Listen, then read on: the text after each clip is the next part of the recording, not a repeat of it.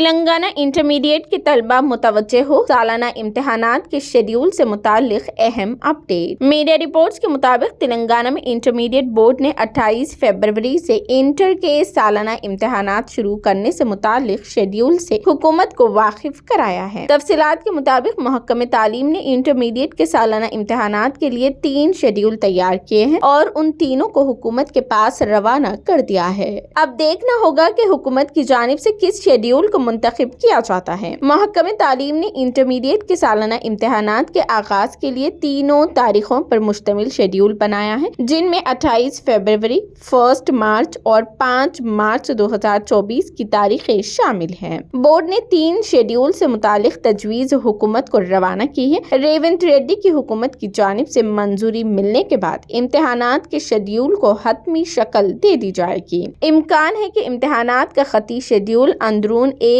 ہفتے میں جاری کر دیا جائے گا۔ واضح رہے کہ اس سال 9 لاکھ سے زیادہ طلبہ انٹرمیڈیٹ امتحانات میں شرکت کریں گے۔ 2024 میں لوک سبھا انتخابات کے پیش نظر میں سالانہ امتحانات کو پہلے ہی منعقد کرنے کا منصوبہ بنایا جا رہا ہے۔ 20 جنوری کے بعد پری فائنل امتحانات اور فروری کے پہلے ہفتے میں پریکٹیکل امتحانات منعقد ہونے کا امکان ہے۔ اس سلسلے میں جلد اعلان کیا جائے گا۔